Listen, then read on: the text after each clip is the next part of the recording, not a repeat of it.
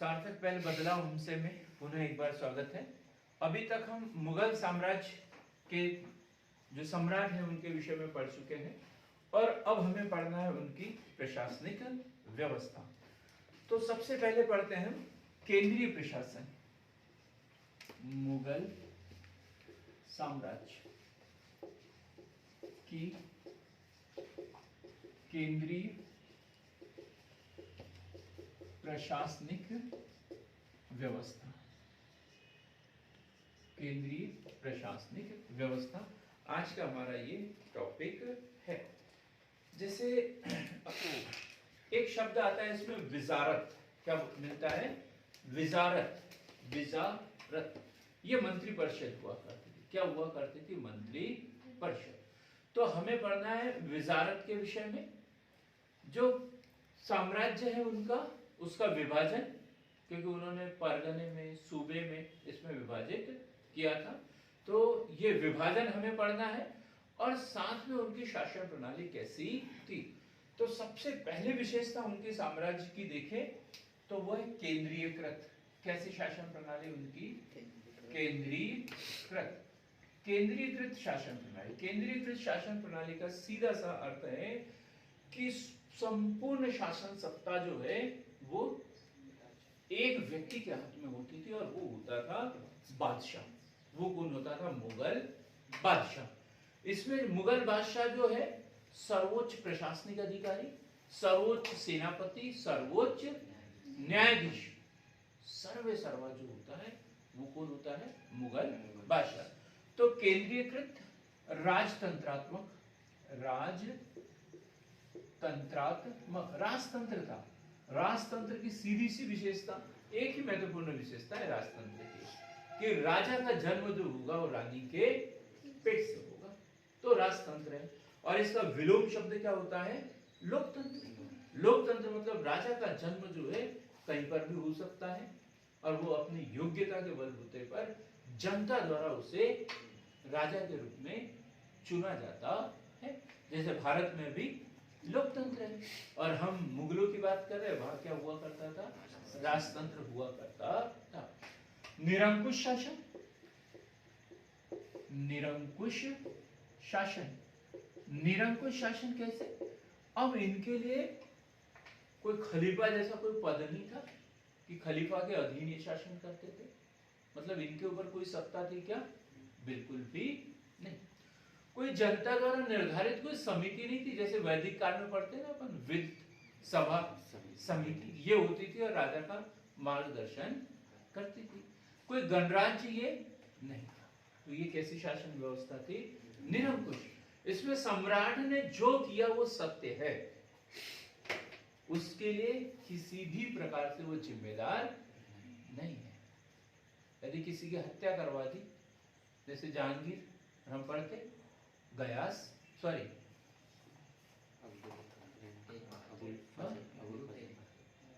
नहीं, जहांगीर द्वारा नूरजहां के पहले पति की हत्या करवा दी थी। क्या नाम था? शेर अफगान। शेर अफगान, उसकी हत्या करवा दी थी और फिर उसकी पत्नी से विवाह कर लिया। अकबर देखो, जो उसका गुरु था, उसका आका, जो उसका संरक्षक था बैरम खान, उसी को पराजित किया और उसे 3 विकल्प दिए और रास्ते में उसकी हत्या। किसी के प्रति जिम्मेदार हो, उसकी विधवा पत्नी से विवाह कर लिया। ये निरंकुश शासन कि वो जो भी कर रहे हैं वो सही है, उन्होंने जो किया वो सही है और इसके लिए किसी के प्रति वो हिसाब देने के लिए जिम्मेदार नहीं है। निरंकुश शासन। राजत्व का दैवीय सिद्धांत। राजत्व का दैवीय सिद्धांत। राजत्व का दैवीय सिद्धांत कि उनका मानना था कि ईश्वर की कृपा होती है राजा के ऊपर। राजा बनना हर किसी के बस की बात नहीं है। ईश्वर जिसे निर्धारित करता है वही राजा बनता है, वही बादशाह बनता है। ठीक, तो हमने क्या पढ़ा? केंद्रीकृत, राजतंत्रात्मक, निरंकुश शासन और राजत्व का दैवीय सिद्धांत। इसमें सर्व प्रमुख कौन है? बादशाह। कौन है? बादशाह। बादशाह सर्व प्रमुख होता था, और उसके पास क्या? वो सर्वोपरि, बादशाह सर्वोपरि, इसके ऊपर कोई भी नहीं। सर्वोपरि, सर्वोच्च सेनापति, सर्वोच्च सेनापति। बादशाह जो है सर्वोच्च सेनापति व सर्वोच्च न्यायाधीश। सर्वोच्च न्यायाधीश, सर्वोच्च न्यायाधीश, सर्वोच्च न्यायाधीश मतलब सर्वोपरि सभी प्रशासनिक जितने भी आदेश वगैरह पारित हो रहे हैं उसमें सर्व प्रमुख कौन है? बादशाह। सर्वोच्च सेनापति है, सर्वोच्च न्यायाधीश है। क्या काम है बादशाह के? बादशाह के कार्य क्या है? दो कार्य है, एक है जहांबानी और जहांगीरी। जहांबानी, जहांबानी, और दूसरा है जहांगीरी। जहांबानी और जहांगीरी। तो जहांबानी मतलब अपने राज्य की रक्षा करना, अपने राज्य की रक्षा करना। जहांबानी अपने राज्य की रक्षा करना, और जहांगीरी दूसरे राज्य पर विजय प्राप्त करना, विजय प्राप्त करना। इसलिए अकबर जो जहांगीर है वो सलीम जहांगीर के नाम से शासक बना था, दूसरे राज्यों पर विजय प्राप्त करने के लिए। तो हमने देखा कि मुगल साम्राज्य की प्रशासनिक व्यवस्था, तो उसमें केंद्रीकृत राजतंत्रात्मक निरंकुश शासन, राजत्व का दैवीय सिद्धांत। फिर देखा बादशाह जो है इसमें सर्वोपरि है, सर्वोच्च सेनापति है, सर्वोच्च न्यायाधीश है, और उसके दो मुख्य कार्य है जहांबानी और जहांगीरी। जहांबानी और जहांगीरी। तो जहांबानी अपने राज्य की रक्षा करना, जहांगीरी दूसरे राज्य पर विजय प्राप्त करना।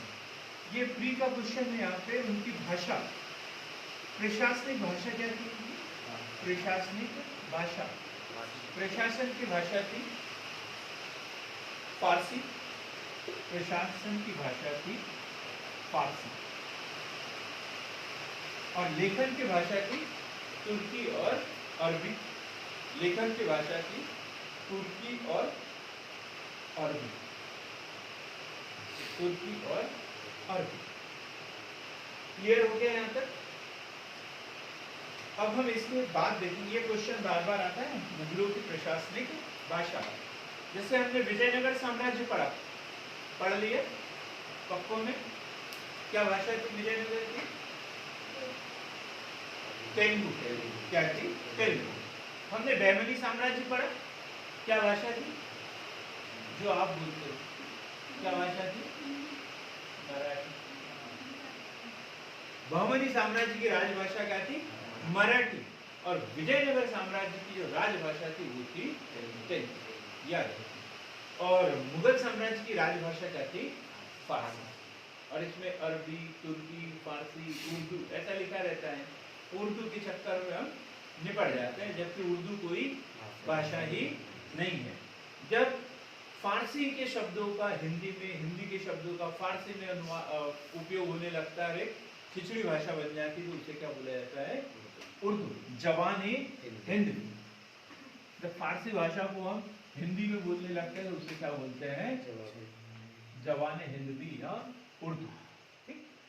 अब हम देखेंगे इसमें प्रशासनिक विभाजन। तो सबसे पहले तो है सम्राट। सबसे ऊपर कौन है? सम्राट। और सम्राट के पास है केंद्रीय प्रशासन, केंद्रीय प्रशासन। और केंद्रीय प्रशासन काय में बटा हुआ, इसे बोलते हैं विजारत। क्या बोलते हैं? विजारत। क्या बोलेंगे इसे? विजारत। विजारत मतलब मंत्री परिषद, मंत्री परिषद। अभी हम विजारत को थोड़ी देर से पढ़ेंगे, अभी हम नीचे का विभाजन देखते हैं। तो केंद्रीय जो शासन है वो काय में बटा हुआ है? सूबे में। और इसे क्या कहते हैं, कहेंगे हम वर्तमान की भाषा में प्रांत। केंद्रीय प्रशासन काय में बटा हुआ है? सूबे में, प्रांतों में बटा हुआ है। तो अब सूबों की संख्या भी अलग अलग थी। अकबर ने सबसे पहले सूबों में बांटा था, उसके बाद में शाहजहां के समय देखेंगे, शाहजहां के समय बड़े थे और सबसे अधिक थे एंड कलर पॉकेट के समय। तो अकबर ने 15 सूबों में बांटा था, अकबर ने 15 सूबों में बांटा, और जहांगीर के समय भी जितने के उतने 15 के 15 सूबे। शाहजहां ने कंधार को भी शामिल किया और कितने हो गए सूबों की संख्या? 18। कितनी हो गई? 18। और औरंगजेब के समय में सूबों की संख्या हो गई 21। कितनी? 21। तो मुगल साम्राज्य में औरंगजेब के समय सबसे ज्यादा सूबे थे और सूबों की संख्या थी 21। सूबों की संख्या थी 21। ठीक, क्लियर हो गया? अब हम सूबे की प्रशासनिक व्यवस्था देखते हैं। सूबे में क्या क्या था? तो सूबा अकबर के समय में 15, शाहजहां के समय 18 और औरंगजेब के समय में 21, क्योंकि इन्होंने गोलकुंडा, बीजापुर और अहमदनगर, ये तीनों को मुगल साम्राज्य में मिला लिया था। तो 3 सूबे मिलकर कितने हो गए थे? 21। अब सूबे का जो प्रमुख होता था ये होता था सूबेदार, और ये राज परिवार का होता था, और इनको अदला बदली की जाती थी। बार बार अदला बदली इधर से उधर, उधर से इधर किया जाता था। सूबेदार, इसे कहीं कहीं पर सिपह सालार भी कहते हैं। सिपह सालार ये शब्द भी मिलेगा, सिपह सालार। फिर एक होता है दीवान। दीवान मतलब केंद्रीय दीवान अलग है, प्रांतीय दीवान अलग। प्रांत में भी एक दीवान होता था, प्रांतीय दीवान। ये क्या होता था? सम्राट का प्रतिनिधि होता था, सम्राट का प्रतिनिधि, सम्राट का प्रतिनिधि। भाई अब ये सीधा यहां जाता था, ये इसकी जानकारी कहां जाती थी? यहां पे। बाकी सब ये लोग सूबे के लिए होते थे, लेकिन ये कहां से? यहां से। ठीक है, जैसे अभी राज्यों में है ना, केंद्र सरकार का प्रतिनिधि कौन है? राज्यपाल। राज्यपाल सरकार का प्रतिनिधि, केंद्र सरकार का प्रतिनिधि होता है। तो वैसे कौन होता था? दीवान। एक होता था बख्शी। बख्शी हम विजारत पढ़ेंगे तो उसमें पढ़ेंगे मीर बख्शी। मीर बख्शी मतलब सैन्य प्रधान, सैन्य मंत्रालय, सैन्य मंत्री, मीर बख्शी। और राज्य का जो होता है वो क्या होता था? बख्शी। उसे क्या कहते थे? बख्शी, सैन्य प्रमुख। एक होता है सद्र। केंद्र में होगा सद्र उस सुदूर, विजारत में हम क्या पढ़ेंगे? सद्र उस सुदूर। और राज्य में क्या होगा? सद्र। सद्र मतलब न्यायिक, सद्र न्यायिक प्रमुख राज्य का। और एक सबसे नीचे होता है कोतवाल। कोतवाल, कोतवाल। और ये होता था कानून व्यवस्था, पुलिस, कानून व्यवस्था। ये पुलिस व्यवस्था का प्रमुख कौन होता था? कोतवाल। तो ये अपने प्रांत के बारे में पढ़ा कि अकबर के समय में 15 सूबे थे, शाहजहां के समय 18 सूबे, औरंगजेब के समय में 21 सूबे। और सूबे का जो प्रमुख सूबेदार होता था सिपा सालार जिसे कहते थे, और ये अक्सर परिवार का होता था, राज परिवार का ही होता था। इसमें दीवान एक पद होता था जो सम्राट का, बादशाह का प्रतिनिधि होता था। सम्राट शब्द अच्छा नहीं लग रहा मुझे, यहाँ पे हम क्या लिखेंगे? यहाँ पे बादशाह, क्योंकि वो बादशाह की उपाधि धारण करते थे। तो बादशाह जो होता था उसका प्रतिनिधि होता था। एक बख्शी होता था जो सैन्य विभाग का प्रमुख होता था, सद्र न्याय विभाग का प्रमुख होता था, और एक होता था कोतवाल जो कानून व्यवस्था का प्रमुख होता था। फिर प्रांत का विभाजन हुआ था सरकार में। प्रांत का विभाजन काय में होगा? सरकार में। प्रांतों को काय में बांटा गया था? सरकार में। और सरकार क्या हो गए आधुनिक जिले के समान। जिले में, और जिले में अलग अलग अधिकारी हुआ करते थे। एक होता है फौजदार, फौजदार, एक होता है फौजदार, एक होता है आमीर, आमीर, और एक होता है काजी। फौजदार, आमीर और काजी, फौजदार, आमीर और काजी। अभी भी देखो 3 है, अभी भी 3 है। एक न्यायिक प्रमुख होते हैं जिले के, एक होते हैं प्रशासनिक कलेक्टर, और एक होते हैं जिला पंचायत सीओ, जिला पंचायत सीओ। एक का काम राजस्व वसूल करना, कलेक्टर कलेक्ट करना, राजस्व को कलेक्ट करना, इसका मुख्य कार्य वसूली करना ही होता है। हर विभाग की वसूली जो चूक जाती है वो वसूल करके कलेक्टर महोदय जी सरकार को देते हैं। कलेक्ट करना, कलेक्टर बना ही है। कलेक्टर का मतलब क्या है? कलेक्ट करना। जैसे ticket collector, ticket collector, ticket को कलेक्ट करना। और इसी समय इस पद का सृजन हुआ है। जब इनके समय में, बाद के समय अंग्रेज आएंगे और वो एक पद गठित करेंगे, कलेक्टर। तो एक फौजदार, आमीर और काजी। तो फौजदार का काम होगा कानून व्यवस्था और राजस्व, कानून व्यवस्था और राजस्व। आमीर का मुख्य काम ही राजस्व वसूल करना है, उसका काम ही सिर्फ राजस्व वसूल करना। और फिर है काजी, काजी का तो पता ही है, धार्मिक मामले, न्याय, धार्मिक मामले व न्याय। काजी का काम क्या है? धार्मिक मामले व न्याय। काजी का काम क्या है? धार्मिक मामले और न्याय। फिर ये जो सरकार का विभाजन होता था परगने में, सरकार का विभाजन काय में होता था? परगने में। परगने ये होता है गांवों का समूह, परगना, गांवों का समूह, गांवों का समूह। इसे महल भी कह सकते हैं, महल भी कह सकते हैं, गांवों का समूह। और यहाँ पर 3 अधिकारी हुआ करते थे परगने में, शिकदार, कानूनगो और करोड़ी। शिकदार, कानूनगो और करोड़ी। शिकदार, कानूनगो और करोड़ी। कानूनगो पटवारियों का प्रमुख, लेखा जोखा रखना।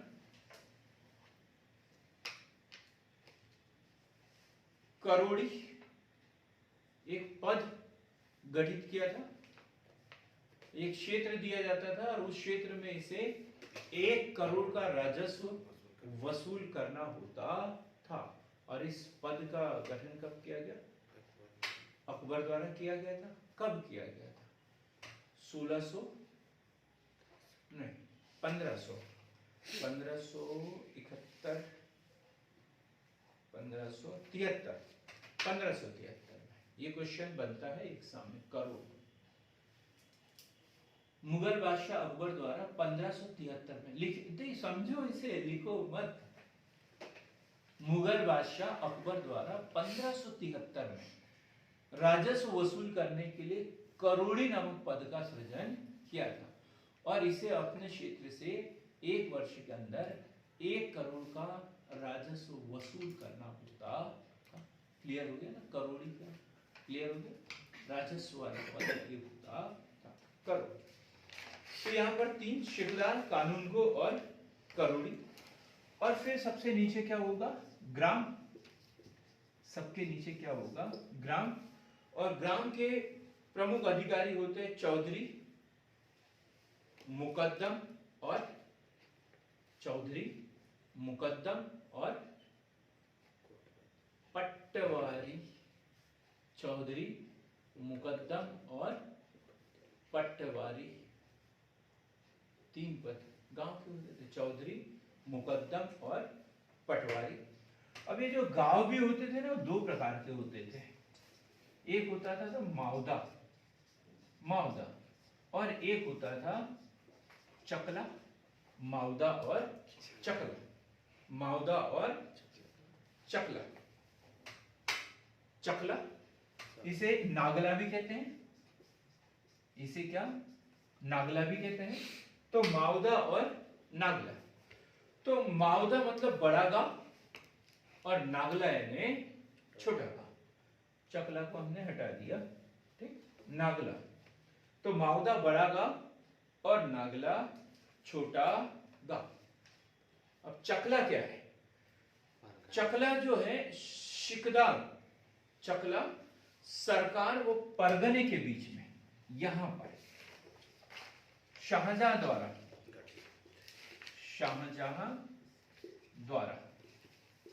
एक गठन किया गया था और उसका नाम था चकला।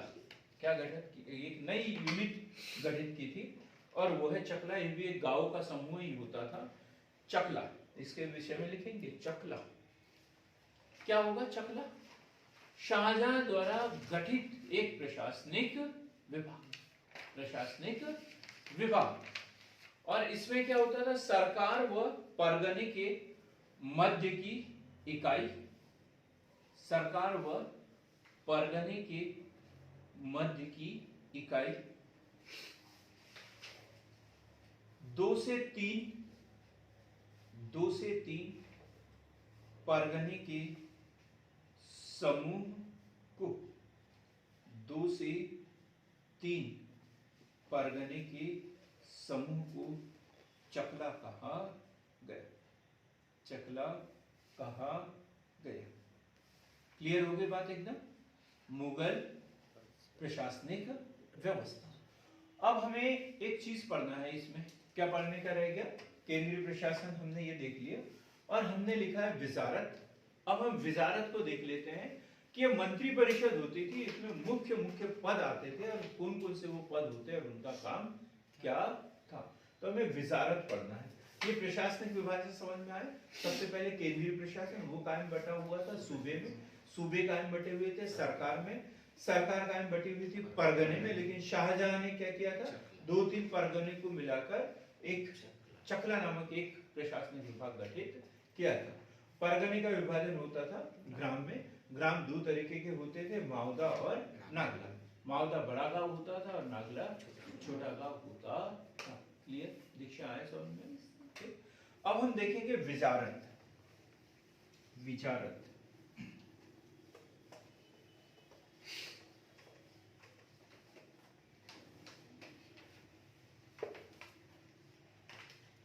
विजारत विजारत का सीधा सा अर्थ है सर्वश्रेष्ठ मंत्री, मंत्री परिषद, मंत्री परिषद, मंत्री परिषद, मुगल मंत्री परिषद। इसे विजारत के नाम से जाना जाता था। एक सबसे प्रमुख इसमें कौन होता है विजारत में? विजारत ये बीच में है और इसमें सबसे प्रमुख होता है वकील। प्रमुख कौन होता है? वकील। लेकिन सम्राट अकबर ने इसको क्या किया था?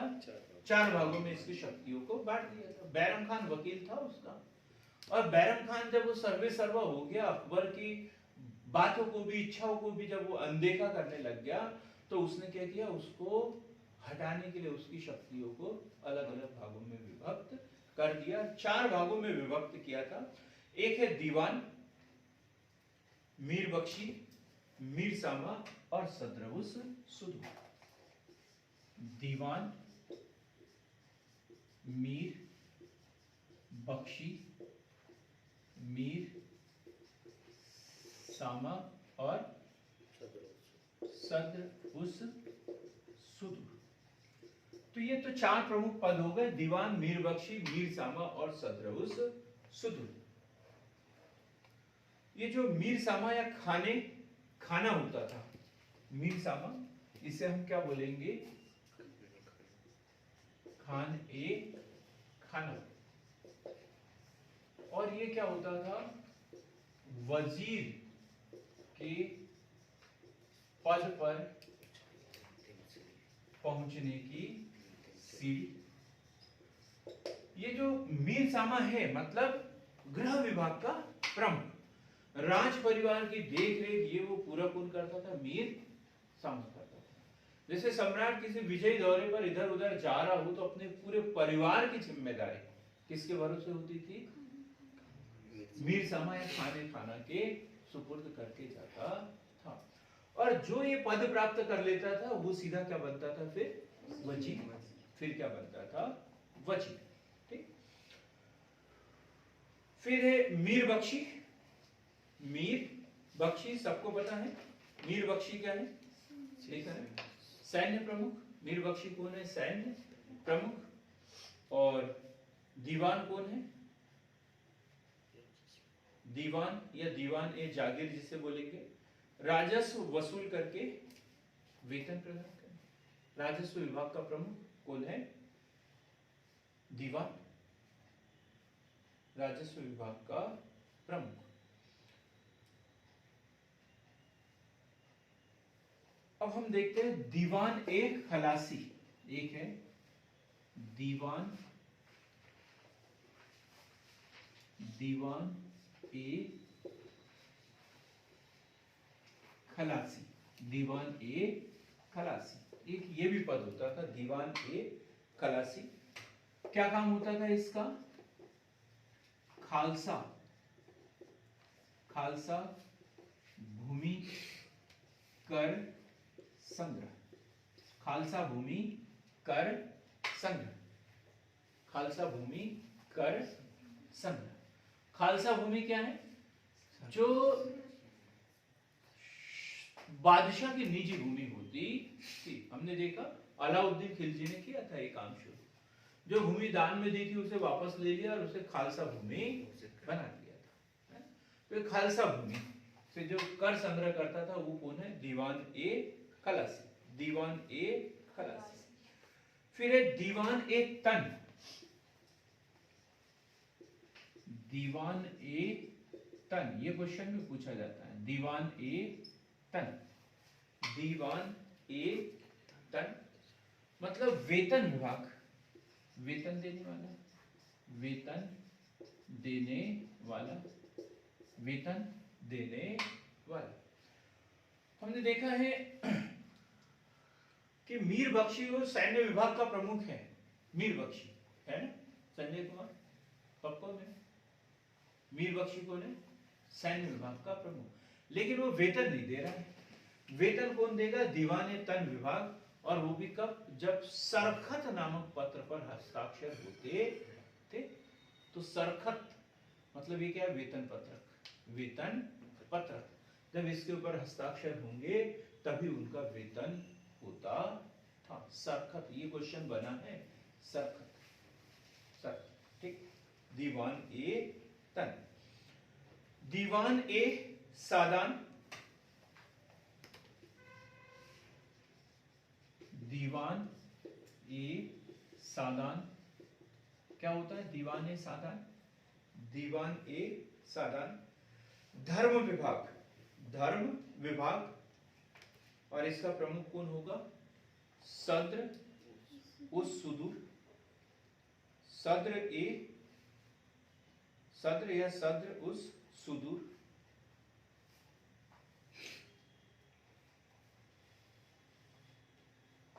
दीवान ए तरजीह। दीवान ए तरजीह एक विभाग का नाम है। जो भी हमने इसमें लिखा हुआ है ना, ये ये क्या है? विभाग है। ये क्या है? विभाग है।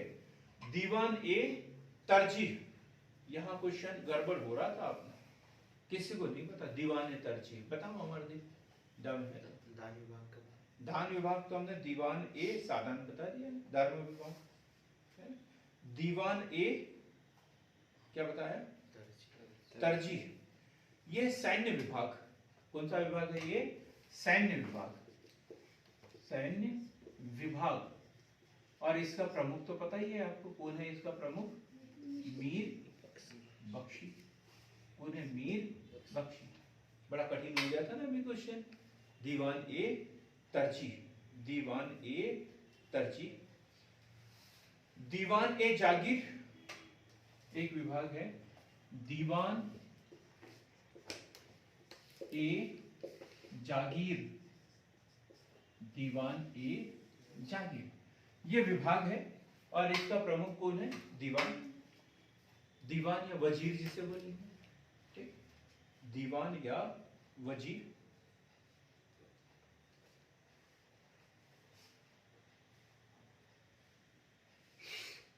तो ये विजारत में थे, प्रमुख उसके विभाग हुआ करते थे और सबसे मुख्य कौन से है? ये चार।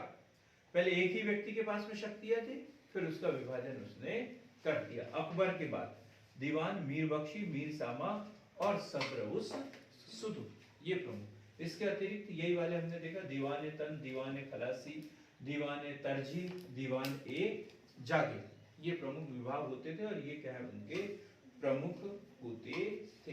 एक नाम मिलता है हमें असद खान, असद खान, ये क्वेश्चन पूछा गया है एग्जाम में। असद खान, योगेश जी बताएं क्या है ये असद खान? औरंगजेब का वजीर, हमने पढ़ा ना दक्षिण में सबसे पहले नियुक्त किया था। तो औरंगजेब का ये वजीर था जिसने मुगल काल में सबसे अधिक समय तक वजीर के पद पर कार्य किया है, 31 वर्षों तक, 31 वर्षों तक वजीर के पद पर कार्य किया है, वजीर के पद पर कार्य किया है।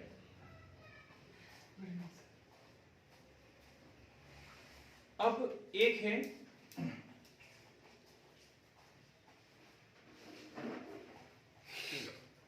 सयुरगुल, सयरगुल, सयुरगुल या मदद ए माश, मदद ए माश, सयुरगुल विभाग का नाम और मदद ए माश, मदद ए माश, मदद ए माश मतलब लगान मुक्त भूमि। क्या मतलब है इसका? लगान मुक्त भूमि, लगान मुक्त भूमि। और जैसे जोगीपुरा, लगान मुक्त भूमि अलग अलग लोगों को दिया था उसने। जोगीपुरा किसके लिए था? जोगीपुरा मांगने वालों के लिए, भिखारियों के लिए। जोगीपुरा, जोगीपुरा हिंदू फकीरों के लिए, जोगीपुरा। खैरपुरा, खैरात मुस्लिम फकीरों के लिए, मुस्लिम फकीरों के लिए, मुस्लिम फकीरों के लिए खैरातपुरा, खैरातपुरा। और एक है शैतानपुर, शैतानपुर। और ये है वैश्याओं के लिए, वैश्याओं के लिए, वैश्याओं के लिए। हम इसके बाद में पढ़ेंगे प्रमुख अधिकारी, जो मुगल काल के प्रमुख अधिकारी हुआ करते थे। प्रमुख अधिकारी, प्रमुख अधिकारी में देखते हैं सरखत, सरखत एक पत्र हुआ करता था, वेतन पत्र जिसे कहते हैं उस तरीके का। इस पर जब सरखत लिखेंगे आगे, इस पर जब मीर बख्शी हस्ताक्षर करता था तब ही सैनिकों का वेतन होता था, तब ही सैनिकों का वेतन होता था। अब है वकियानविस, ये अधिकारी है, वकियानविस, ये क्वेश्चन पूछा जाता है एग्जाम में। वकियानविस, वकियानविस सूबे व परगने से, सूबे व परगने से सूचनाएं, सूबे व परगने से सूचनाएं मीर बख्शी तक पहुंचाता था। वकियानविस क्या काम है वकियानविस का? परगने से, सूबे से सूचनाएं प्राप्त करना और कहां तक भिजवाना? मीर बख्शी तक भिजवाना। मीर बख्शी तक भिजवाना वकियानविस। फिर है मुहत्सिब, ये हम पढ़ चुके हैं, दिल्ली सल्तनत में भी पढ़ चुके हैं। मुहत्सिब, सबसे पहले इस पद का सृजन किसके द्वारा किया गया था? अलाउद्दीन खिलजी के द्वारा, बाजार नियंत्रण के तहत, कि भाई जो सरकार द्वारा जो अध्यादेश वगैरह लागू किए गए हैं उसका वास्तव में पालन हो रहा है या नहीं, लोगों के सदाचार आचरण को देखने के लिए पद का ग्रहण किया गया था। देखेंगे सार्वजनिक सदाचार निरीक्षक, सार्वजनिक सदाचार निरीक्षक औरंगजेब द्वारा सृजन किया गया मुगल काल में इस पद का। औरंगजेब द्वारा सृजन किया गया। औरंगजेब द्वारा सृजन किया गया। अब है मीर ए आतिश, नाम से ही पता चल रहा है, मीर ए आतिश। आतिशबाजी यानी पटाखे फोड़ना, और पटाखों में क्या होता है? पटाखों में होता है बारूद, और ये क्या फोड़ते थे? बम, और वो भी कैसे? तोप से, है? तो मीर ए आतिश तोप खाने का प्रधान। मीर ए आतिश कौन? तोप खाने का प्रधान, तोप खाने का प्रधान। मीर ए आतिश तोप खाने का प्रधान। फिर है दारोगा ए डाक चौकी, दारोगा ए डाक चौकी। दारोगा ए डाक चौकी ये है दारोगा ए डाक चौकी। गूढ़ पुरुष क्या करते थे मौर्य काल में? गुप्तचर, गुप्तचर। तो ये दारोगा डाक चौकी मतलब गुप्तचर विभाग, गुप्तचर विभाग। मीर ए बर, मीर ए बर, मीर ए बर वन विभाग का प्रमुख, वन विभाग का प्रमुख। खुफियानविस, खुफियानविस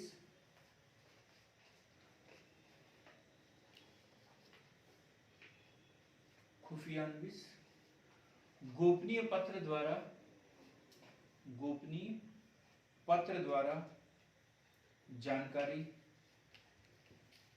उच्च अधिकारी तक पहुंचाना, उच्च अधिकारी तक पहुंचाना। गोपनीय पत्र द्वारा जानकारी उच्च अधिकारी तक पहुंचाना। एक है मुसद्दी, मुसद्दी नया विभाग गठित किया था इन्होंने, नवाड़ा विभाग। वो कौन सा था? जल से, ये उसी से संबंधित है। मुसद्दी मतलब बंदरगाहों का प्रमुख, बंदरगाहों का प्रमुख, या बंदरगाहों की प्रशासन की देखभाल करने वाला प्रमुख। बंदरगाहों के प्रशासन की देखभाल करने वाला प्रमुख मुसद्दी या बंदरगाहों का प्रमुख। फिर एक शब्द बताया आमील या करोड़ी, आमील या क्या बोलेंगे इसे? करोड़ी, आमील या करोड़ी। अकबर द्वारा ये गठित किया गया था राजस्व वसूल करने के लिए 1573 ईस्वी में। और इसका काम क्या था?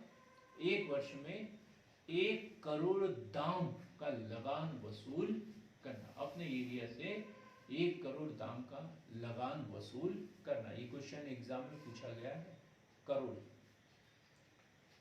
तो आज हमने पढ़ा मुगल साम्राज्य की प्रशासनिक व्यवस्था। मुगल साम्राज्य कैसा था? केंद्रीकृत, निरंकुश, केंद्रीकृत और निरंकुश।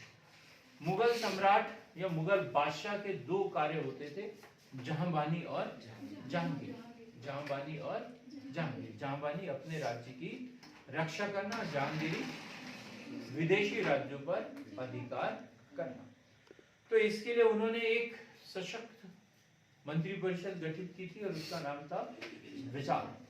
शुरुआत में एक महत्वपूर्ण पद था वकील, और अकबर द्वारा इसमें 4 भागों में इनकी शक्तियों को विभाजित कर दिया था। 1573 ईस्वी में राजस्व वसूल करने के लिए एक अधिकारी नियुक्त किया था, उसका नाम था करुणक। शाहजहां ने एक पद गठित किया था चकला। किसके बीच में? सरकार और परगने के बीच में। 2 या 3 परगने को मिलाकर एक नया एक राजस्व विभाग होता था, और क्या नाम था उसका?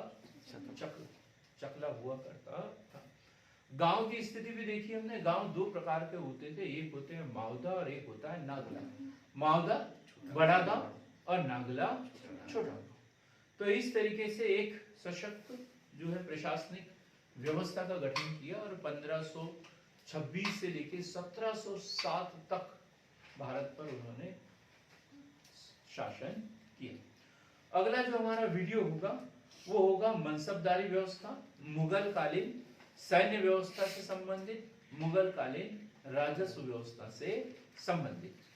तो हमारे वीडियो को लाइक, शेयर और सब्सक्राइब अवश्य करें। बेल आइकन को दबाएं ताकि अगला वीडियो आपको मिल सके। बहुत बहुत धन्यवाद।